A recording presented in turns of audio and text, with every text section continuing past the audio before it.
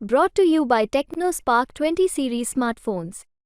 I'm superhuman.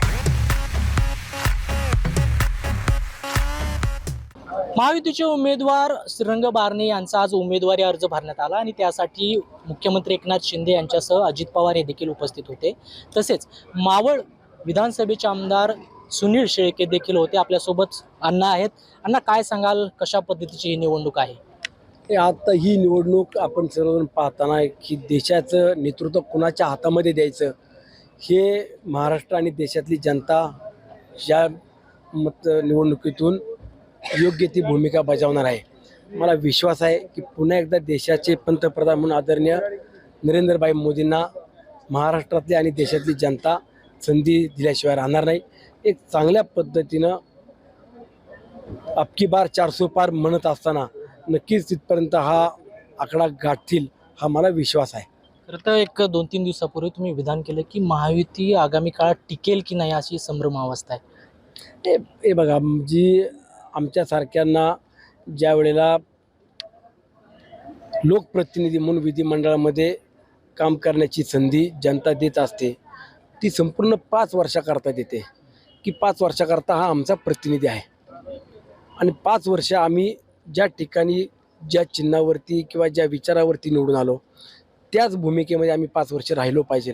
परंतु 2019ला राष्ट्रवादी काँग्रेस, शिवसेना आणि काँग्रेस आहे अशी महाविकास आघाडी स्थापन झाली आणि त्यातून आम्ही त्या महाविकास आघाडीतून सत्तेमध्ये किंवा त्याचे घटक म्हणून काम केलं. परंतु अवघ्या 2.5 वर्षामध्ये महाविकास आघाडीत फूट पडली, सत्ताही गेली आणि वर्षभर आम्हाला विरोधी पक्षामध्ये बसून काम करावं लागलं किंवा त्या अडचणीला सामोरे जावं लागलं. पुन्हा एकदा युतीमध्ये आलो की ज्या वेळेला महाविकास आघाडी झाली त्यावेळेला सांगत होते की पुढचे 25 वर्ष आता ही महाविकास आघाडी मजबूतपणाने ही उभी राहील. परंतु अवघ्या 2.5 वर्षामध्ये गेली. आता आम्हाला हे असं वाटतं की ही महायुती पुढचे 25 वर्ष टिकली पाहिजे. शेवटी या महाराष्ट्राला आदरणीय दादांची गरज आहे, देवेंद्रजी फडणवीस साहेबांची गरज आहे, शिवसेनेच्या शिंदेसाहेबांची गरज आहे आणि असे नेते एकत्रितपणानं काम करताना हे पुढील 25 वर्ष ही एक संघ राहिली पाहिजे एवढीच माझी देवाकडे प्रार्थना आहे. त्याच स्टेजवरून तुम्ही भाजपच्या काही पदाधिकाऱ्यांवर निशाणा साधला आणि त्यांच्या खालीही सुरुंग आहे असं वक्तव्य केलं होतं. आता तो नेमकं काय सुरुंग?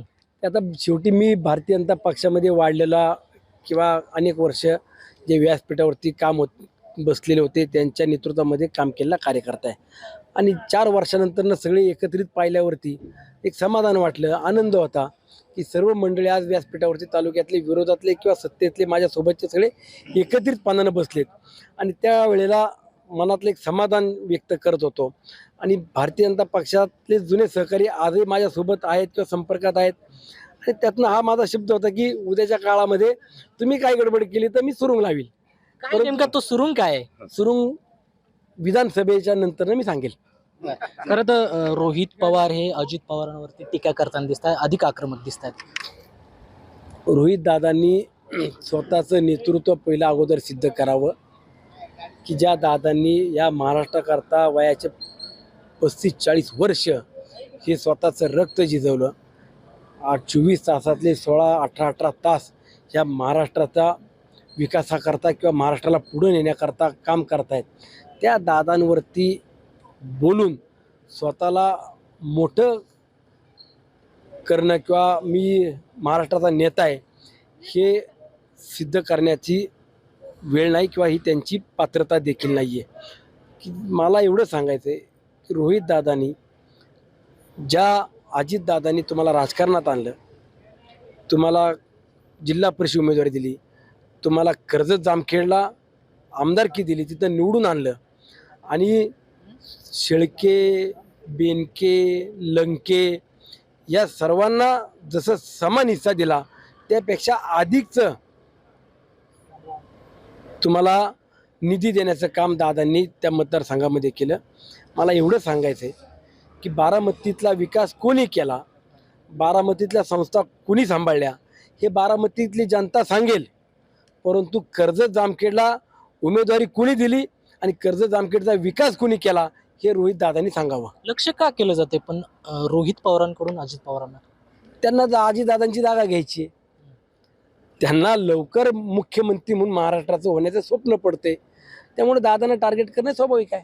खरं तर अमोल कोल्हे काल म्हटले की अजित पवारांची भाजपसोबत जाऊन घुसमट होती.